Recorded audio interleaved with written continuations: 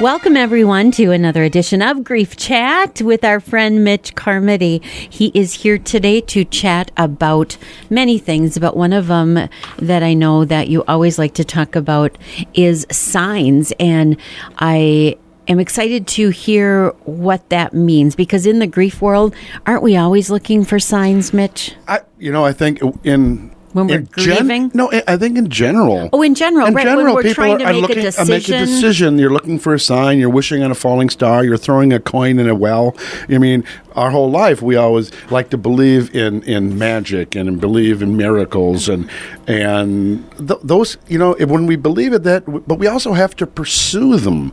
You have to be here now. You have to be in the moment and to recognize what maybe is around us always. But we've got to take off our glasses a little bit, and our spiritual glasses, and look and see what's around, and listen with our heart and listen with our eyes, and many things will maybe become obvious, because it's been 31 years since Kelly has died, and the early times we were asking for signs all the time, and I talked to people early in grief, and they're asking for signs all the time.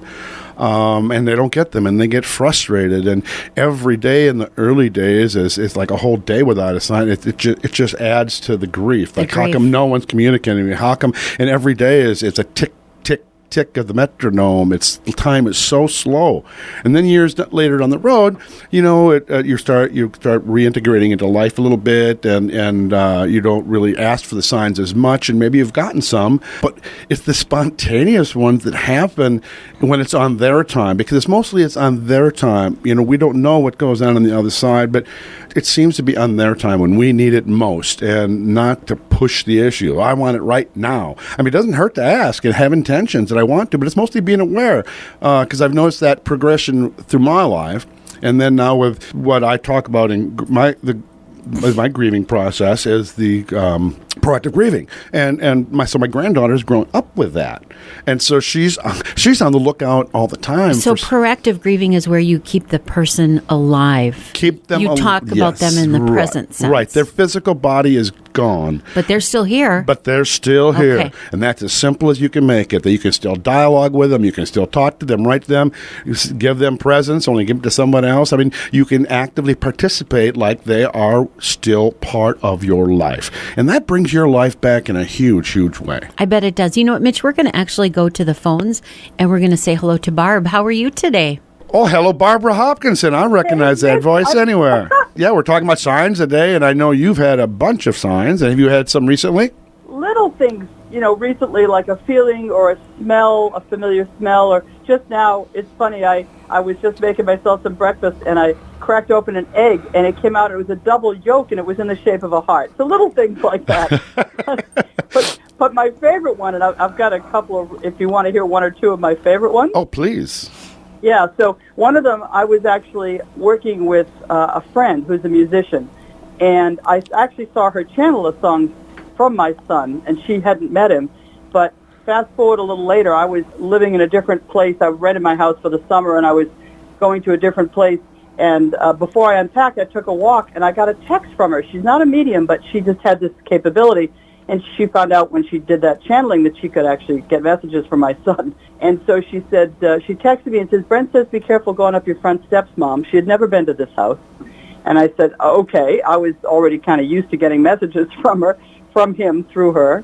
And so I got back to the house, and the entire length of the wooden step was cracked. And I had just moved in, so I hadn't noticed it. If I had put my weight on the outside edge of that step, I would have fallen. I would have gotten hurt, probably. Wow.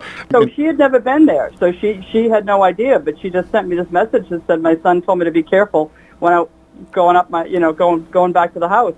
And so that was pretty interesting. And wow.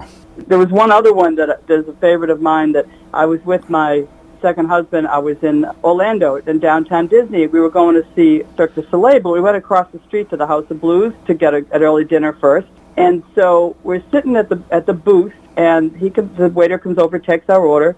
I'm not paying a lot of attention, and they had inverted cone, like burnished copper cone lamps that were hanging from the ceiling, and the inside was it looked like crayons scribbled on a light background. It was just decorative. Well, I looked up and I see my son's name in the scribble, Brent, as clear as day. And I'm like, okay, am I seeing things? Jim, can you see that? He said, yeah, I see it. I said, am I seeing things or is that there? And I took the picture of it. Now I'm thinking, okay, maybe it's just random names, right? So I know enough to be skeptical about this stuff. Mm-hmm. So I'm up looking inside the lamp. There's no other names. Now I'm going all over the restaurant, looking inside of all of the lamps on the ceiling. There are no other names. I couldn't find a name anywhere except for the Brent on my table, which is my 21-year-old son who passed. Wow. So those are a couple of things. That's amazing. Was that on any significant day or anything or time or anything else? No, it was just when you needed it. Just a blessing. Just a blessing, you know. I guess. In fact, I know we've talked about a lot of different signs. In fact, when you're talking about the first one about the warning about the step, that really dovetails into when we were just got back from Puerto Rico. I don't know if you saw it online, but we took Olivia, who's now the same age as Kelly, or she's 10 now. Kelly died at 9, and when we lived in Mexico, when Kelly was going through cancer therapy, and we lived on this beach in Mexico for months, and he befriended this a pelican that had a wounded arm or wing, and he was on the beach every day with this pelican, and so I have a picture. It's on my website of him standing next to this pelican. It's almost as big as he is. I didn't know what it was. And so then now we're in Puerto Rico on the beach, and the waves are huge. And Livy, is just in there all the time. She's just like a mermaid. She's in the water in the ocean continually, and it's really kind of rough, but she's having fun and blah blah. And then pretty soon these three pelicans start flying around above her, circling above her, and then they start dive bombing right behind her and around her. And of course, any little kid would probably get scared that they're going to get attacked by a pelican and run. No, she swims after them, And I saw the video. It's great. You saw the video. So it's crazy. It's almost like they were warning her to get out of the water. And then it wasn't 10 minutes later, the security guard, a street sweeper was walking by, and he takes care of the sidewalks on the beach. And he says, tell your little girl they have not put the flags out yet, but there is a riptide warning. Get her out of the water. And she came running out. We were telling her to get out, and she came out. Why? I go, well, and she said, and we told her what happened, and she goes, I think Uncle Kelly sent the penguins the pelicans to warn me to get out of the water. Then everybody was getting out of the beach, and then the pelicans disappeared. And it seemed so. Yeah, and I've never seen pelicans. I've been on many beaches. I've never seen pelicans surround anybody like they did her. No, and you live on the beach, and I have not seen it. I do. And so it's that unexpected. We don't have pelicans, though. Oh, no, you don't have pelicans? No, we don't have pelicans. Those are warm weather birds. Oh, okay. I didn't know. I didn't know where they. Barb, tell us about your son Brent, please. So my son Brent, he was an interesting kid, very driven. At age, he had just turned 15. He'd gone to 1 year of local high school. I live north of Boston. And he came to us. He was starting to get into little bits of trouble, and we were on his case. And he came to us and said, I've decided I want to be a pilot. I want to go to military high school. And we're like, what? And so, all right, but we're going to spend your college money on your high school. We're not going to jeopardize your brother Brad's college. Are you willing to help us get you through college? And he said, yes. So I said, okay. We basically, looked all over the place. He ended up picking the oldest, starkest one he could find, New York Military Academy in Cornwall and Hudson, New York. And he went off at age 15 and went from flunking science in the local high school to literally, straight A's, captain or co-captain of all of his sports teams, got third captain, which is the third top-ranking cadet in the school, and got a full scholarship out to Arizona State University.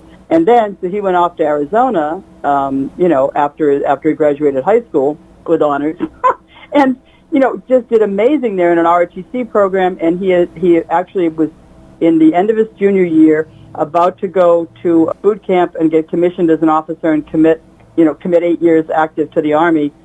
He was getting engaged. He had found a wonderful woman, Laura. They did their PT training one Friday morning. He had already passed his written aviation test for the Army. Talked a friend to switch vehicles. He was starting to play with motorcycles, and we were trying to discourage it. There's no helmet law out there. And even though he had promised us he wouldn't get out without a helmet, this kid showed up with his brand-new Rice Rocket motorcycle without a helmet because he lived nearby. So they switched vehicles, and he lost control of it and ran it into a loading dock wall and it catapulted me, landed 56 feet away on his head on cement loading dock floor. Oh. And they have their own police force because it's a 50,000 student campus. And they intubated him within 3 minutes and got him to a trauma center, but his brain swelled and choked out the oxygen to his brainstem. So, they got a hold of us. I was on a business trip for IBM. I used to work for IBM in New York, and they pronounced him brain dead while we were in the air. So we spent one heck of a weekend. I had lost 2 babies before that. I had a miscarriage, and then I lost, when Brent and Brad were 6 and 4, Robbie was full-term stillborn. So, unfortunately, I'm well acquainted with it. But yes, Brent's the most are. active spirit in my life. Yeah, and then I lost my husband, Jim, 2 years ago. And Jim, and I met Jim. And so could you touch on that in the difference, nuances of grief, but losing your husband and losing young children and then losing your older son?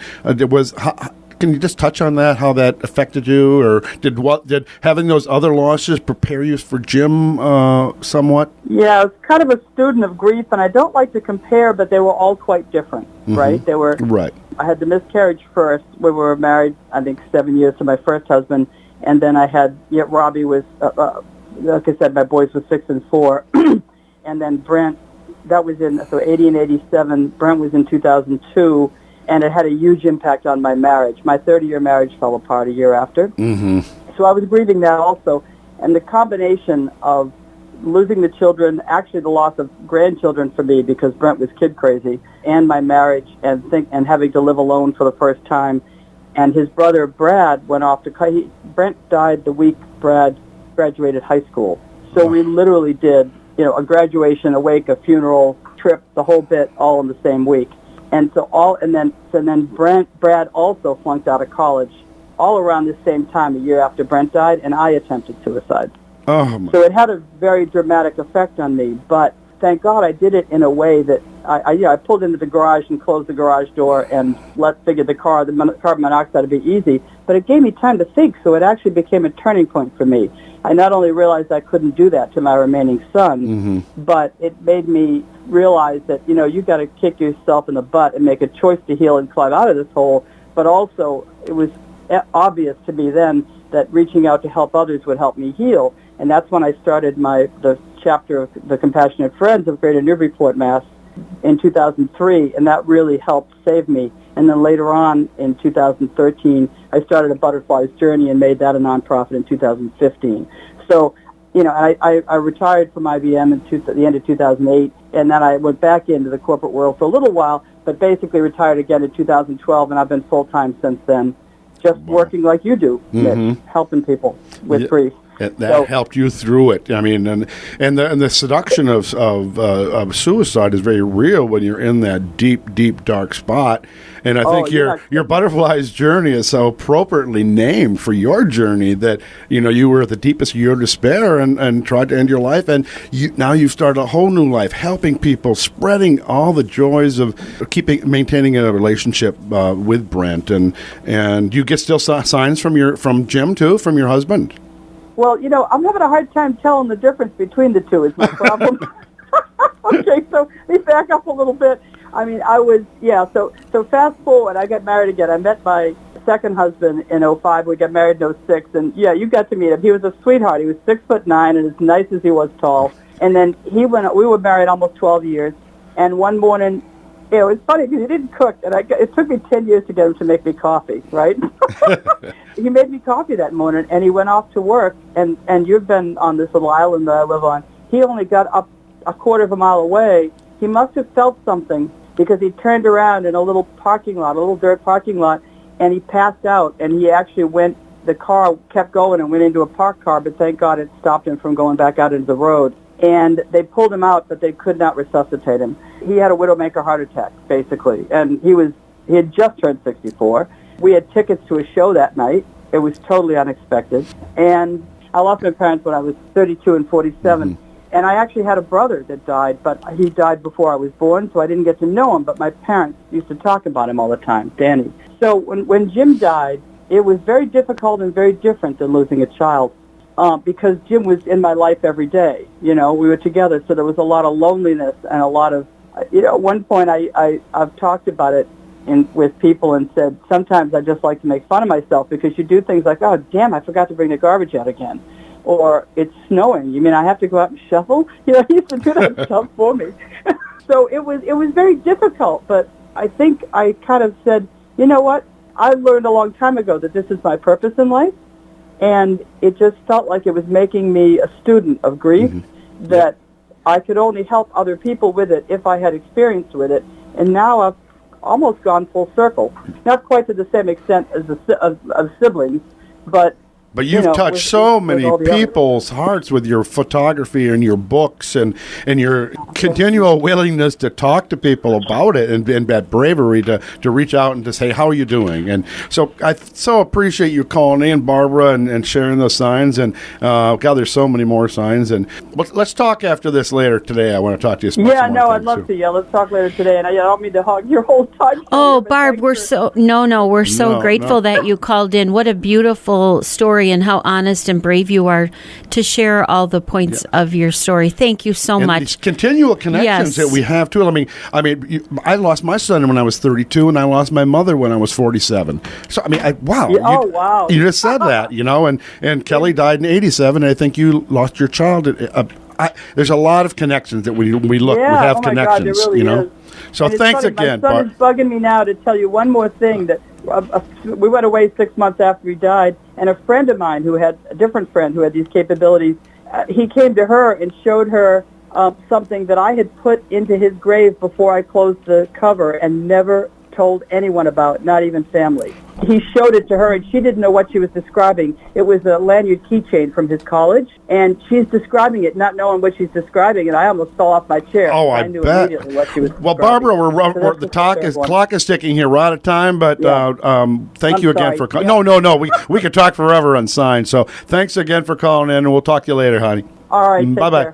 Bye, Barbara. Thank you. Bye-bye. Thank you so much. And you are listening to another edition of Grief Chat on AM 1460 and FM 97.7 KDWA in Hastings.